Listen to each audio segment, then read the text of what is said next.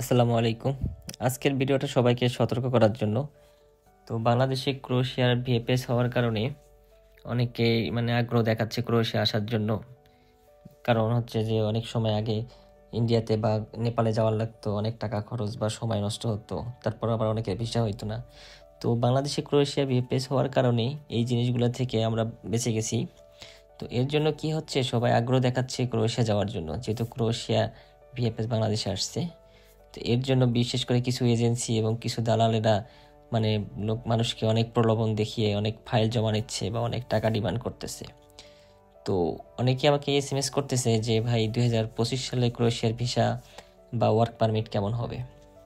তো শুনতেও খারাপ লাগলেও যে 2025 সালে ক্রোয়েশিয়ার ভিসা বা ওয়ার্ক পারমিট আগের তুলনায় অর্ধেক হবে। কারণ আপনি যদি আগের তুলনায় এখানে যদি করে দেখেন, যে সবাই আগে আসতো ক্রোয়েশিয়াতে, আসার পর মুভ হয়ে যেত অন্য দেশে। তো এই জন্য কী করা লাগতো, ক্রোয়েশিয়াকে প্রতি বছর স্টাফ হায়ার করা লাগতো আবার নতুন করে। তো আগে সিজনাল ইয়াগুলো বেশি ছিল, তো এই জন্য সবাই আসতো, কিছুদিন কাজ করতো, ইটালি, পর্তুগাল, স্পেন চলে যেত সবাই যার যার জায়গা মতো। তো কিছু কিছু দেশের অভিবাসন নীতি চেঞ্জ হয়ে গেছে, পরিবর্তন হয়ে গেছে, আপনারাও জানেন। যেমন পর্তুগাল বা ইটালি এখন কাগজও অনেক সম্ভাবনা খুবই কম। তো সেক্ষেত্রে এখন কেউ এখান থেকে মুভ করতে গেলে অনেকবার ভাবতেছে, তো অনেকবার ভেবে চিন্তে তারা যাওয়ার সিদ্ধান্ত নিচ্ছে। তো আগের তুলনায় এখন মানুষ আর কি অন্য দেশে মুভ সহজে করতেছে না। তো এই জন্য ক্রোয়েশিয়ায় দিন দিন লোক বেড়ে যাচ্ছে, এবং যে কোম্পানিগুলো প্রতি বছর হায়ার করতো বা ওদের লোক লাগতো চলে যাওয়ার কারণে, তো ওরা এখন এতটা হায়ার করতেছে না। তো কোম্পানিতে যদি স্টাফ থাকে বা কোম্পানির স্টাফ চলে না যায়, তাহলে তো কোম্পানিকে হায়ার করার কোনো দরকার নেই। সেই তুলনায় কোম্পানিতে বা আগের তুলনায় ক্রোয়েশিয়াতে অনেক লোক আছে আগের তুলনায়।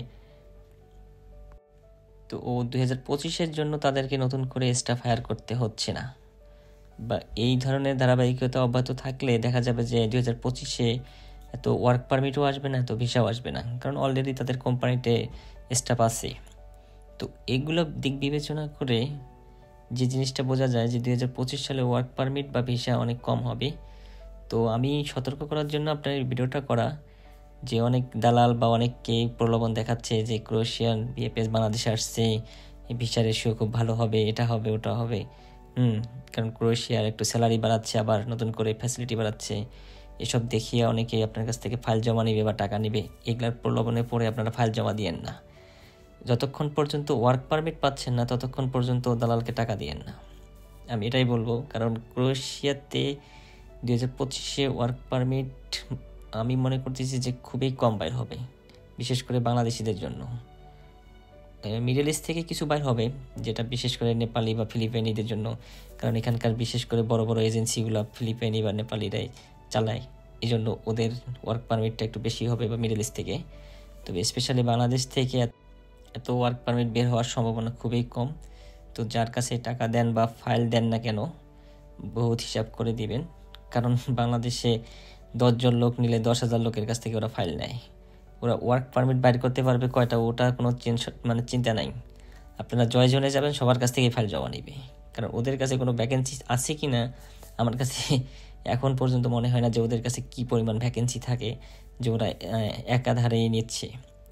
মিডল ইস্টে বা ভালো ভালো এজেন্সির কাছে গেলে ওদের কাছে ভ্যাকেন্সি না থাকলে ওরা নেয় না, ওরা বলে ভাই পরে আপনাকে আমরা জানাবো। তো এই দিকগুলো বিবেচনা করে ফাইল জমা দিবেন। ধন্যবাদ সবাইকে। কিছু জানার থাকলে কমেন্ট করবেন, আমি আপনাদের কমেন্টে রিপ্লাই দিব। ধন্যবাদ।